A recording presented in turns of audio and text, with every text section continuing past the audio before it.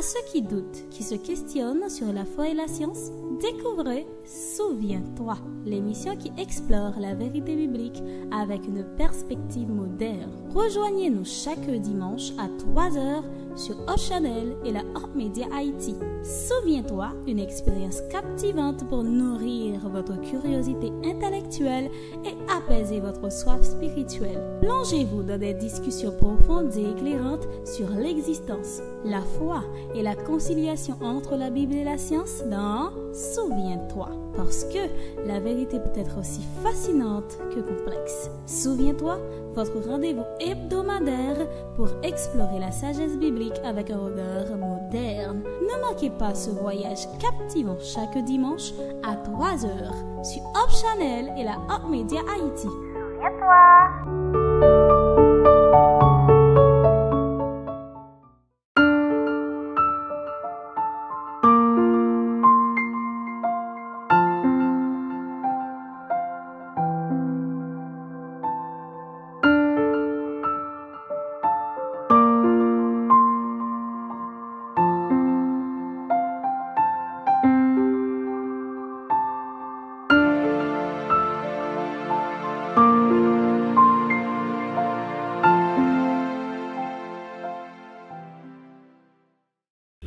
Internautes, téléspectateurs, téléspectatrices, nous sommes très heureux de vous retrouver aujourd'hui pour notre émission Souviens-toi.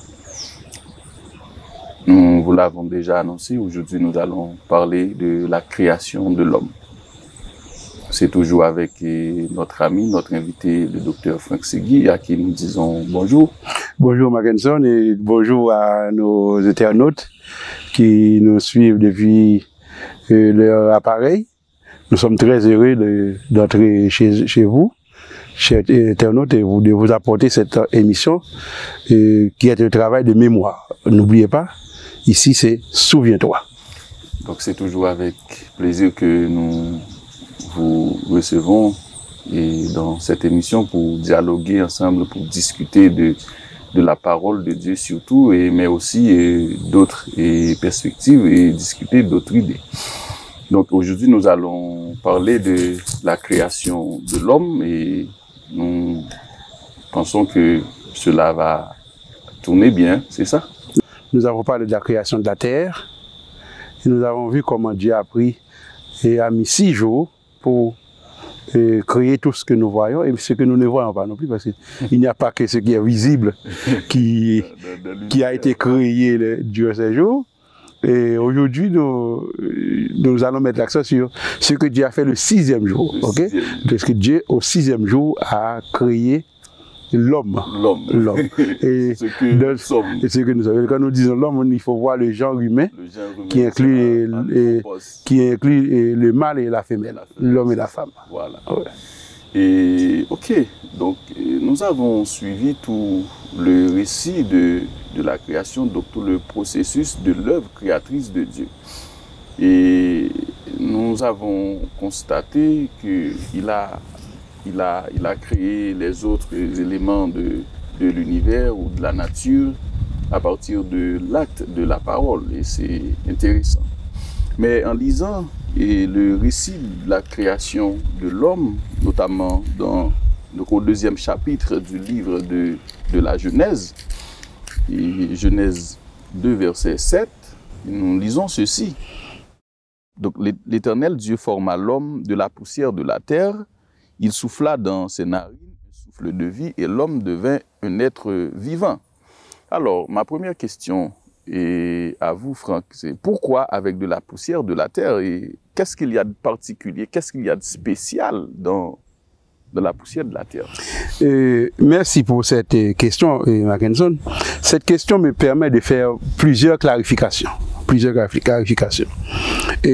J'ai pour habitude d'entendre des gens dire que l'homme est tiré de la boue. Et il est important de constater que le texte dit de la poussière de la terre. Le texte ne dit pas de la boue, mais de préférence de la poussière de la terre. Pourquoi la poussière de la terre? Ça va me permettre de faire une deuxième clarification. la Bible, c'est un livre rempli d'affirmations scientifiques, de déclarations scientifiques. Je vois que tu insistes souvent sur les déclarations, les affirmations scientifiques. Oui, pourquoi j'insiste sur ça? C'est parce qu'il y a des gens qui pensent que la Bible, c'est un livre mystique, c'est pour des gens qui seraient des initiés, ou bien c'est pour des gens qui ne sont pas trop intéressés par les questions rationnelles. Mais j'insiste sur le fait que la Bible est un livre rempli d'affirmations scientifiques. Ce que l'on ne trouve pas dans la Bible, c'est le langage scientifique. Et ça, il faut insister dessus. Pourquoi? Parce que le langage scientifique que nous connaissons aujourd'hui, c'est un langage qui date de quelques centaines d'années, de la science moderne. Voilà. Tandis que la Bible, c'est un ouvrage écrit, qui a commencé à être rédigé environ 1500 ans avant la naissance de Jésus. Donc, le langage scientifique moderne, on ne peut pas le retrouver dans la Bible. Mais ici, ce que nous avons au verset 7, le verset que tu viens de lire, c'est une déclaration scientifique. Qu'est-ce qu'il y a de scientifique dans cette déclaration? C'est le fait que le texte nous dit que l'homme est formé de la poussière de la terre. Normalement, en langage d'aujourd'hui, si nous voulons retraduire ce texte et le mettre en langage d'aujourd'hui, on remplacerait poussière de la terre par l'atome. L'atome? Oui. C'est quoi un atome? Pas de panique, Curio, je t'explique. Tout ce qui existe, comme les objets, les êtres vivants, les liquides et même l'air que l'on respire, est constitué d'atomes. Ils sont partout.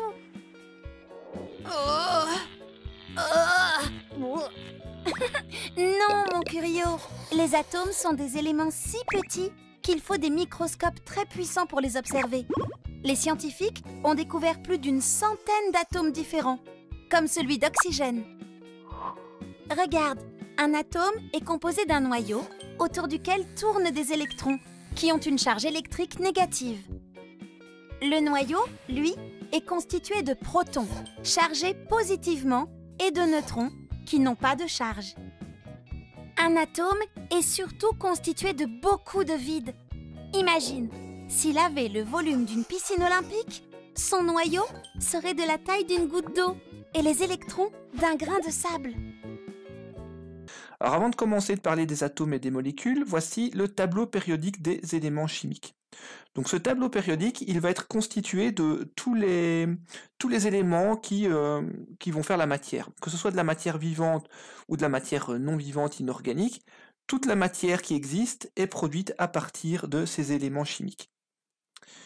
Alors on voit que certains éléments chimiques, par exemple en vert ici, sont particulièrement importants pour les êtres vivants. Quelle est l'idée qu'il y a ici? L'idée qu'il y a ici, c'est que l'homme est formé de la plus petite particule qui se trouve dans le sol. La matière. La matière, la plus petite particule de la matière. Et c'est de cette matière-là que l'homme est composé. Maintenant, on pourrait se demander, mais qu'est-ce qu'on constate aujourd'hui lorsqu'on étudie le corps de l'homme? Eh bien, aussi extraordinaire que cela puisse paraître, on constate que l'homme est formé d'environ 60 types d'éléments différents. 60 types d'éléments différents. Mais ces éléments, tu sais, ne se trouvent que dans le sol de la Terre. Si tu vas sur le sol de Mars, il n'y a pas ces éléments.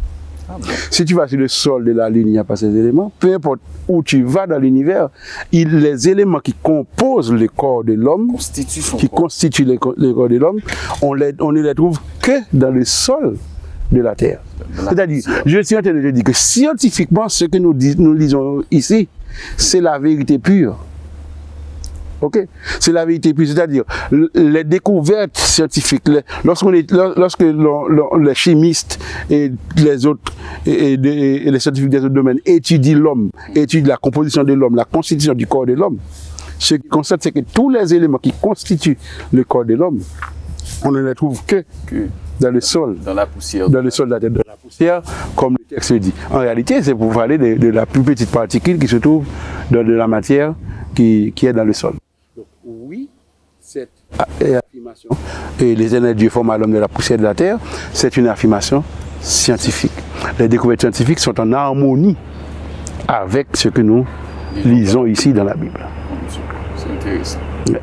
Donc, ce n'est pas un problème. Donc, ce n'est pas pour minimiser l'homme. Ce n'est pas... Non, non. Au contraire, c'est pour nous dire d'où vient l'homme. C'est pour nous dire que l'homme, aussi mystérieux que cet être puisse paraître à ses propres yeux, eh bien, l'homme est un produit de la création.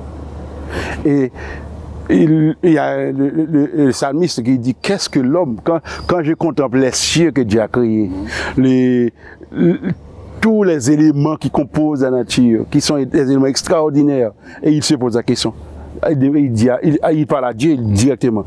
Qu'est-ce que l'homme pour que tu te souviennes de lui? Et le Fils de l'homme. Mais ce qu'il doit comprendre, c'est que l'homme, c'est le produit, c'est celui que Dieu a pris le soin de créer, de former de sa propre main. Donc nous voyons en Dieu ici, dans la création de l'homme, un artiste. Donc il a formé l'homme avec ses mains. Nous l'avions dit dans une émission antérieure, Dieu ne travaille pas dans une industrie en réalité. Dieu travaille dans un atelier. Bon, en tout cas, j'aime imaginer que Dieu est dans un atelier au lieu d'être dans une factory ou dans une grande industrie où tout se fait à la chaîne. Non. Dieu, il travaille comme un artiste. Et beaucoup d'images de la Bible et l'expliquent. Et je suis l'argile et toi le potier. Toi le potier, exactement, exactement. Donc Dieu, il est dans son atelier et c'est sa créativité qui agit. Ok? Et ce que l'on constate, c'est que il y a une progression dans la manière de créer, d'organiser la terre. Et on sent que à chaque pas, c'est comme si c'était pas vers la perfection. Et c'est pour ça que Dieu, il crée l'homme au 6e jour. Lorsque tout est déjà aménagé. Il crée l'homme au 6e jour. Et au moment de créer l'homme, il ne s'est pas contenté d'utiliser la parole. Il a utilisé la parole. Bien sûr. Il a dit, par exemple, faisons l'homme à notre image. Il a utilisé mais il n'a pas parlé à la terre. Il s'est parlé à lui-même. Faisons l'homme. Faisons l'homme. Ok, à l'impératif, à notre image et à notre ressemblance.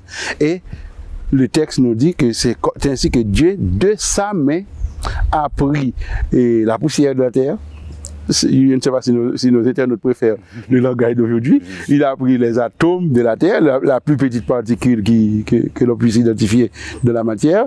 Et avec cette matière, il a formé l'homme. Donc on pourrait dire que l'homme n'est pas une créature spontanée. Non, non. Non seulement l'homme n'est pas une créature spontanée, mais nous devons profiter pour dire qu'il n'y a aucune création spontanée dans l'univers. Okay. Toute la création est planifiée. Et la science, toutes les recherches scientifiques prouvent que le hasard ne peut rien produire. Tout ce qui existe dans l'univers est le résultat d'une planification. C'est ça. Et comme il ne peut y avoir de planification sans planificateur, même si la science ne peut pas répondre à la question qui est le planificateur, okay. Mais nous autres, nous savons que ce planificateur qui s'est révélé dans la nature, s'est aussi révélé dans sa parole, et il nous dit qui il est. Voilà. Nous avons sa parole dans la Bible. Okay. Ok? Voilà, et au début, tu as parlé, au fait, et quand tu parlais de l'homme, tu as parlé aussi du genre humain. Donc, c'est l'homme et la femme. Et la femme. Et c'est exactement ce que nous dit le récit de la création de l'homme. Et tout de suite, nous avons remarqué que c'est Dieu lui-même qui a constaté qu'il n'est pas bon que l'homme soit seul. Je vais lui faire une aide semblable à lui. Et arrivé au verset 22, il nous dit: l'Éternel Dieu forma une femme de la côte qu'il avait prise de l'homme et il l'amena vers l'homme. Et donc ça, c'est la création de la femme, de Ève. Au fait, c'est à partir de l'homme que Dieu a créé, ou a formé la femme. Qu'est-ce qui est caché derrière qu'est-ce qui est caché derrière ça? Pourquoi c'est à partir de l'homme? C'est une excellente observation qui nous permet de faire certaines clarifications. Je me rappelle la discussion auxquelles j'ai déjà assisté où des gens se demandent mais pourquoi Dieu fait comme il a dit dans le verset 21. Ok? Et le verset 21 dit Dieu fit tomber un profond sommeil sur l'homme qui s'endormit. Il prit une de ses côtes et referma la chair à sa place. Et c'est alors que le verset 22 nous dit Dieu forma l'homme, Dieu forma une femme de la côte qu'il avait prise de l'homme et il l'amena vers l'homme. Et les questions que l'on nous pose, c'est par exemple, les théologiens, lorsqu'ils célèbrent des mariages, les pasteurs, ils disent Dieu a pris une côte. Ce n'est pas de la tête. Ce n'est pas ni de la tête ni de les pieds. Parce que si c'était de la tête, ça aurait été pour dominer l'homme. Si c'est dans les pieds, c'était pour que l'homme puisse la piétiner, marcher dessus. La femme, soit inférieur à l'homme. Mais Dieu l'a pris à ses côtes pour qu'il soit égal. Oui, le rapport d'égalité. Hein? Le rapport d'égalité. Est-ce que c'est exactement ça? Est-ce que c'est réellement ça? Mon cher, c'est très bien de dire ça. Mais scientifiquement, c'est beaucoup plus profond que ça. Beaucoup plus profond que ça. C'est beaucoup plus profond que ça. Ah, bon. Laissez-moi essayer de t'expliquer. Que signifie l'Éternel Dieu fit tomber un profond sommeil sur l'homme? Oui. Aujourd'hui, c'est ce que la science appelle l'anesthésie générale. Anesthésie générale. Bien sûr, c'est ça, l'anesthésie générale. Nous sommes dans la médecine, là. Oh, bien sûr. Ok. Donc Dieu a anesthésié l'homme. C'est ça, il fit tomber un profond sommeil sur l'homme. Il l'a anesthésié. C'est que la médecine aujourd'hui est capable de pratiquer. Lorsqu'il y a des opérations, des interventions chirurgicales à faire, eh bien, on fait tomber sur la personne une anesthésie générale. Et l'homme, Dieu prit une côte. Pourquoi est-ce qu'il a pris une côte? Parce que c'est là que se trouve ce qu'on appelle la moelle osseuse. Et à quoi ça sert la moelle osseuse?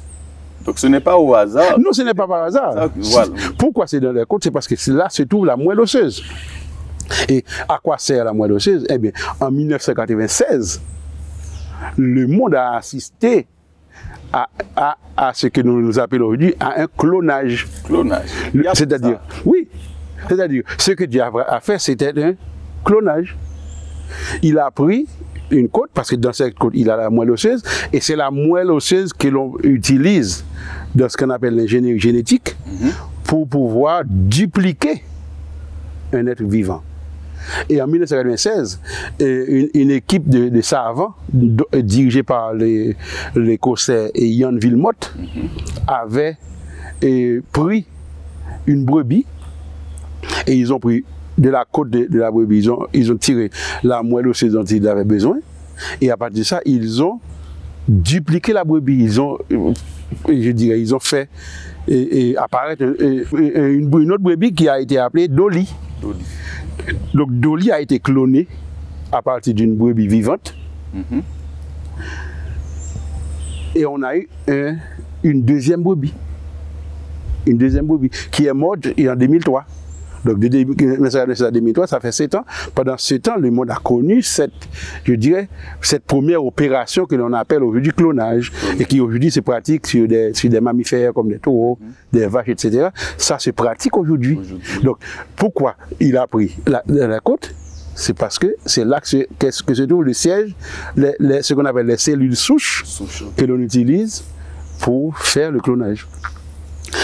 Il a refermé la côte. Qu'est-ce qu'il a refermé la côte? Mais aujourd'hui, l'un des domaines les plus florissants de la médecine, c'est la chirurgie plastique. Plastique, ok.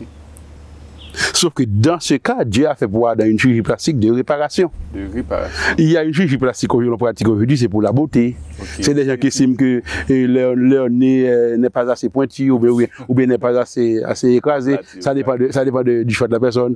Il y a par exemple des gens qui pensent que leur bouche est trop épaisse. Non, est trop épaisse ou bien trop mince. Il y a des gens qui injectent quelque chose dans leur pour pouvoir faire en sorte que leur bouche soit un peu plus épaisse. Parce que c'est des gens qui pensent qu'avoir une bouche épaisse, c'est plus élégant, c'est plus joli, c'est plus beau. Il y en a d'autres qui pensent qu'avoir une bouche mince, c'est plus beau, c'est plus élégant. Donc c'est des gens qui ne sont pas satisfaits de leur apparence. Eh bien la chirurgie plastique aujourd'hui existe pour ces gens-là. Mais il y a la chirurgie plastique de réparation, par exemple, dans le cas d'une brûlure, d'une personne qui a subi un accident, eh bien, la chirurgie plastique aide à réparer l'organe qui a été endommagé. Donc, Dieu a fait pour Adam ce qu'on appelle une chirurgie plastique de réparation. Ok? Et de cette, après avoir fermé la côte, Dieu a formé de la côte qu'il a pris une femme. Qu'est-ce que ça signifie? Dieu a dupliqué le premier être qu'il a créé. Donc, c'est comme si pour aujourd'hui, on dit que Dieu a fait un clonage. Il a fait un clonage. Oui. Donc, vous pensez... Ce qui signifie qu'il produit un deuxième individu qui a le même ADN que le premier, mais qui n'a pas nécessairement la même apparence physique. C'est ça le processus. Okay. Donc, ce qui signifie que la création de l'homme, que l'on regarde comme si ça c'est comme un conte de fées, ça n'a pas de sens. En réalité, même scientifiquement, au contraire, c'est scientifiquement que ça a du sens. C'est scientifiquement que ça a du sens. Ok? C'est juste que Dieu a, je dirais, bon, le mot qu'il utilise c'est trop faible, mais j'allais dire une capacité, mais oui. C'est tellement faible de dire ça pour Dieu. De toute façon, mais on constate que Dieu donne à l'homme aussi la capacité de mener des recherches, et au fil du temps, l'homme arrive aujourd'hui à faire des choses que l'on n'aurait même pas imaginé 50 ans avant ou 100 ans avant. Okay. Qui pourrait, en 1950 ou en 1920, imaginer qu'en 1996, l'homme allait pouvoir cloner un mammifère. Peut-être qu'on ne pourrait pas imaginer cela, mais cela a été fait. Okay. Donc, le processus que Dieu a utilisé pour créer la femme, c'est un processus qui est compréhensible scientifiquement. C'est scientifiquement compréhensible.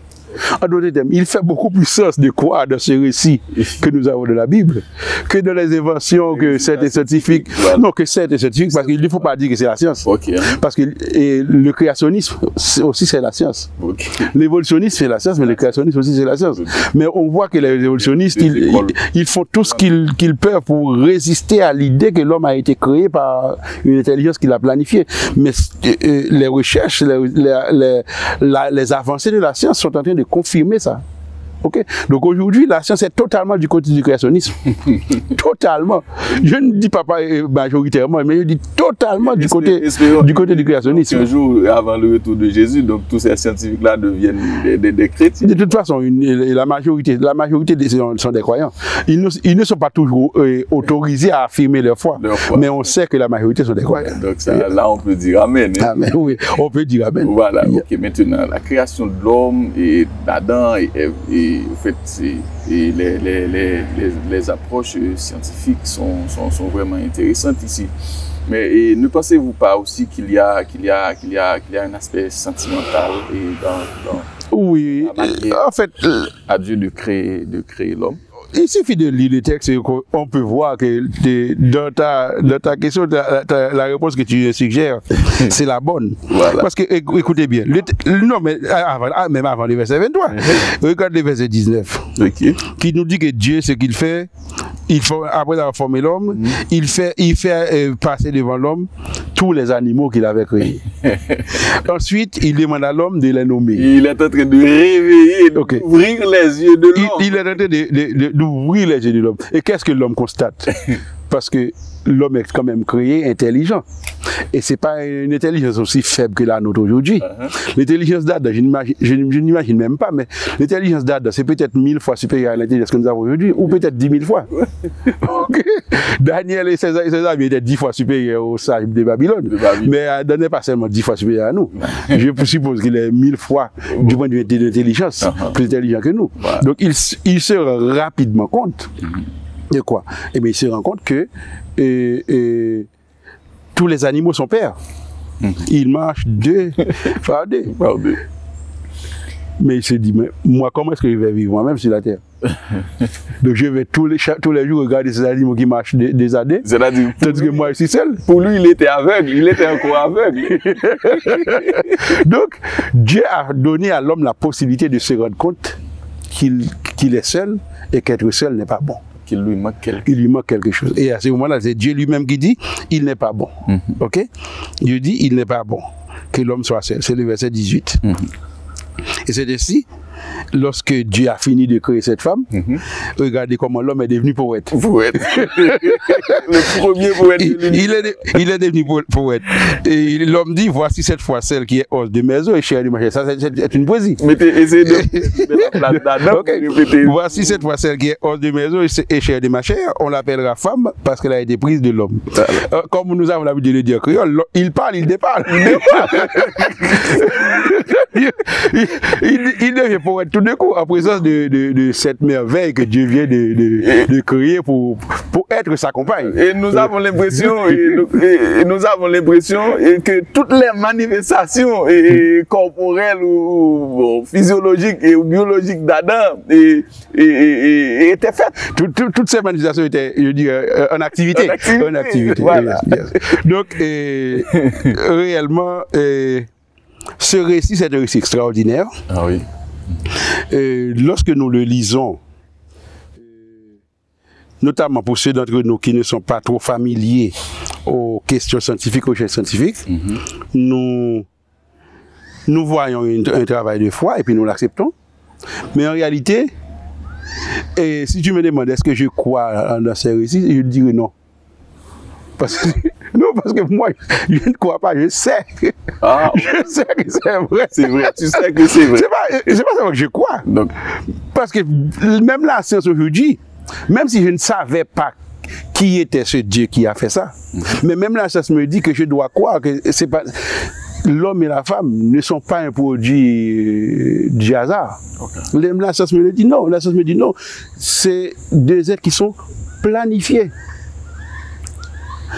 Il n'y a que la planification qui soit capable de produire des êtres comme ça au même moment. Donc, et qui se complètent avec une telle, je dirais, perfection. Voilà, donc en plus de la croyance, donc tu as la conscience. Non, j'ai la pleine conscience que ce que je viens de lire, c'est vrai. D'autant plus que, comme je viens de te le dire, les avancées de la science, de la médecine en particulier, sont en train de montrer que ce qu'il y a ici, c'est quelque chose que l'on peut comprendre, même si l'on n'avait pas la foi.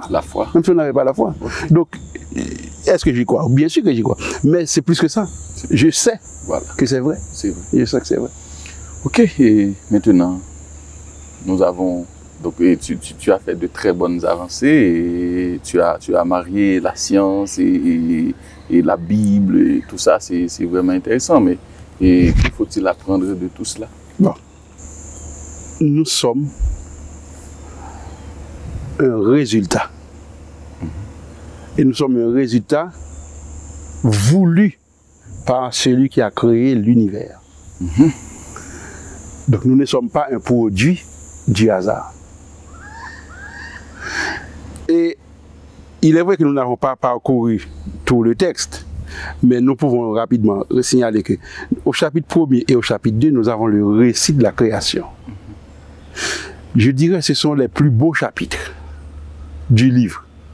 Pas seulement de la Genèse, mais de la Bible. De la Bible.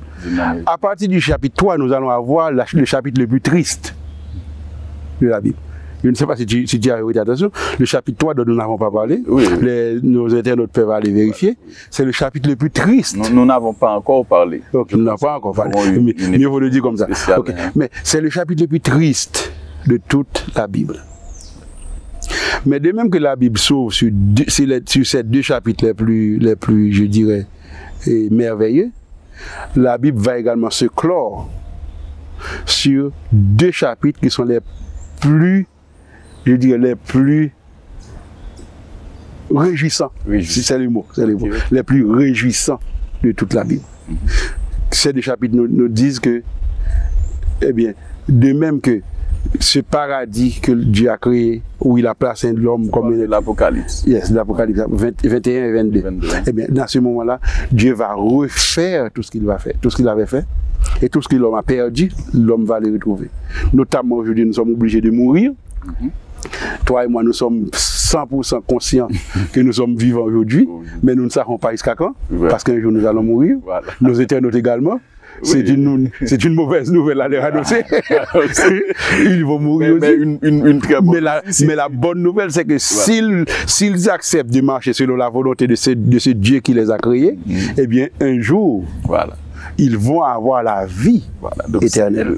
Et cette mort sera un gain. Un gain. À ce moment-là, la mort sera un gain. Nous allons recouvrer la vie et nous aurons une vie qui n'est pas une vie qui va durer 10 ans, 50 ans, 100 ans ou 200 ans, mais une vie qui n'aura pas de fin, ou une vie où on ne comptera pas les années, parce que c'est une vie éternelle. C'est la promesse que nous avons. Eh bien, ce survol que nous venons de faire me permet de raffermir ma foi dans cette promesse qui va très très bientôt se réaliser. Ok, et alors, du rapport, ou des rapports de l'homme et de la femme, que faut-il en tirer par rapport à cette manière spectaculaire ou énigmatique de les créer? Bon, de cette lecture, du vol que nous venons de faire, je crois que ce que l'on devrait retirer, c'est que l'homme et la femme sont deux êtres différents qui se complètent. Différents qui se complètent. Voilà. Parce que, comme Adam a dit, voici cette fois celle qui est os de mes os et chair de ma chair. Donc, voici celle qui le complète. Voici celle sans laquelle il était complet et triste.